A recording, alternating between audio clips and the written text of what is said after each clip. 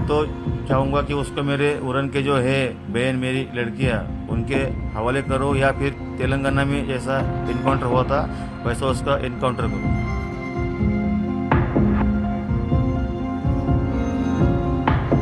Sir शक की तो वजह नहीं, कंफर्म वही है दाऊद शेख। क्या है मालूम है क्या?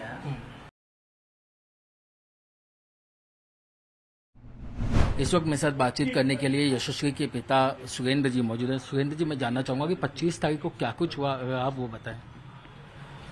25 तारीख को मेरी लड़की सहेली के घर गई, वो वापस नहीं आई। वो तो आपने उस सहेली से बातचीत की तो क्या वो उसके पास मिलने गई थी?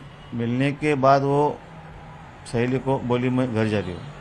आखिरी बार आपकी क्या बातचीत हुई, क्या कहा था यशस्वी? नहीं सर, मैं तो सुबह जॉब पे निकल गया था, वो सोई थी। वो आपको हत्या के लिए किस पर शक है और क्यों, क्या वजह?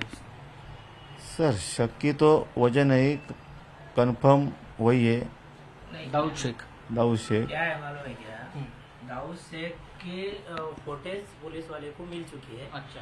उन्होंने बोला है कि 100% वही है, तो इसलिए उनकी जांच पूरी तरीके से चालू है। उन्होंने बोला है हम 100% उसको लेके आएंगे और वही है, वो 100% हो चुका है। अभी आप जो भी आ रहा है वो उसी बात के बाद दाऊद ने इससे पहले भी कभी छेड़खानी की थी? छेड़खानी दाऊद ने इससे पहले भी कभी की? सर वो 2019 की बात मैं आपको बताया। माता जी, मैं आपसे सिर्फ जानना चाहूंगा, कोई ऐसी याद यशस्वी की जो आपको आज भी याद आ गई है, आप बहुत परेशान होंगी उस याद को आज भी सोच के, ऐसे जिसने ऐसी हत्या की उसको क्या सजा मिलनी चाहिए? वो अभी तो बात करने के इसमें नहीं है, इसलिए आप नहीं बोल आपसे जानना चाहूंगा, आप पिता हैं, आपने क्या कहेंगे कि आपको इंसाफ कैसे मिले, क्या है आपको लगता है कि सजा दी जाए? उसको तो कठोर से कठोर सजा अगर हो सकती है। देखो क्या है, पिताजी अभी इनकी परिस्थिति ऐसी है कि वो बात नहीं कर पाते। अब जो भी आ रहा है इसी बात पे सवाल कर रहा है, इसलिए सवाल नहीं करने से अच्छा मुझे ये बोलना चाहिए कि इस जो भी घटना हुआ है, मुश्किल घड़ी में देखिए टाइम्स ऑफ नौबत आपके साथ खड़ा है, हम आपका दर्द समझते हैं। खाली एक बात जानना चाहूंगा ताकि ऐसा किसी और की बेटी के साथ ना हो, इसीलिए आप क्या चाहते हैं, खाली एक बार हो जाना। पिताजी जैसे बता रहे थे आप पहले कि उन्हें क्या सजा दी जाए? देखो मैं तो चाहूँगा कि उसको मेरे उरन के जो है बहन मेरी लड़कियाँ उनके हवाले करो या फिर तेलंगाना में जैसा इनकाउंटर हुआ था वैसा उसका इनकाउंटर करो। और दूसरी बात ऐसी है कि ये जो भी मैटर हुआ है इसमें कहीं कोई राजकीय स्टंट नहीं आना चाहिए।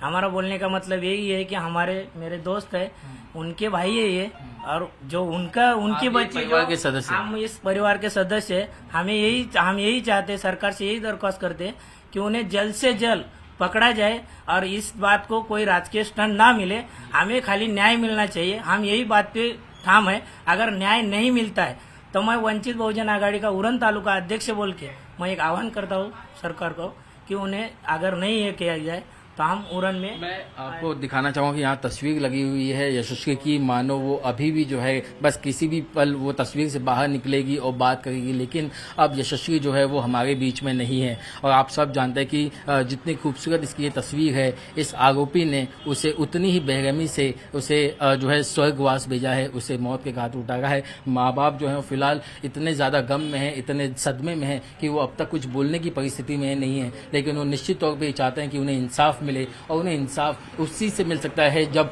आरोपी को सख्त से सख्त सजा होगी, और आरोपी को कैसी सजा हो ये खुद पिता ने बयां किया है।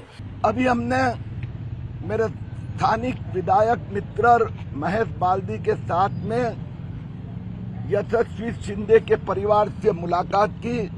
उनकी माताजी, पिताजी और रिश्तेदारों को हमने वचन दिया है बहुत ही जल्दी जो भी आरोपी हो, फिर वो मोहम्मद दाऊद शेख हो, उनके सहयोगी हो, उनको गिरफ्तार किया जाएगा और शेड्यूल कास्ट एक्ट के अंतर्गत एट्रोसिटी एक्ट भी लागू किया जाएगा। 3 महीने पहले इसी जगह पर, यहां से नजदीक में, इसी प्रकार से मानकुर्द की 27 साल की पूनम क्षीरसागर को इसी प्रकार से फंसाया गया था, भगाया गया था, और फिर ऐसी हत्या यहां पर ही हुई थी उरण एरिया में। उनको गिरफ्तार किया गया, आज भी वो जेल में बंद है। ये एक प्रकार की लव जिहाद की जितनी भी घटनाएं होती है, प्रेम करना उसके ऊपर हमारी कोई बात नहीं है, लेकिन प्रेम का नाटक करना, उनको फंसाना, उनको भगाना, एक्सप्लॉइट करना और फिर छोड़ देना, और अगर वो लड़की जिद करती है तो उनकी हत्या करना, यह लव जिहाद के खिलाफ जल्द से जल्द एकनाथ शिंदे और देवेंद्र फडणवीस ने कानून सरकार ने लाना चाहिए। ऐसी पुनः एक बार मैं मांग करता हूँ। जी परिवार जो है इंसाफ की गुहार लगा रहा है, वो कह रहा है जिस तरीके से तेलंगाना में एनकाउंटर हुआ वैसा एनकाउंटर इस आरोपी का हो, तब जाके उन्हें इंसाफ मिलेगा। सरकार किस तरीके से वचनबद्ध है? ये बात सही है।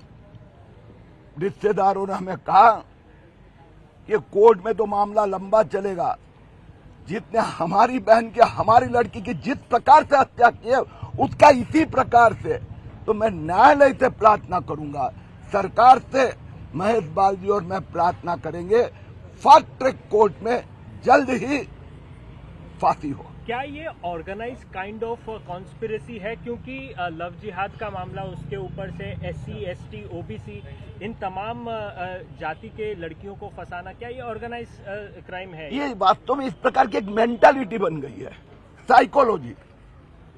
हिंदू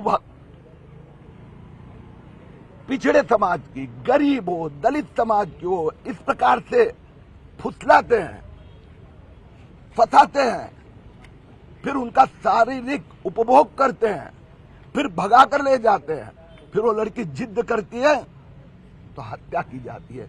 एक साइकोलॉजिकल लव जिहाद, जैसे आपने देखा होगा लैंड जिहाद, वोट जिहाद, ये एक प्रकार की एक फॉर्मूला बनती जा रही है, उसको कुचलना होगा। कितनी टीमें बनाई गई हैं? आरोपी को पकड़ा जाए और तुरंत 2 टीमें वहाँ कार्यरत है।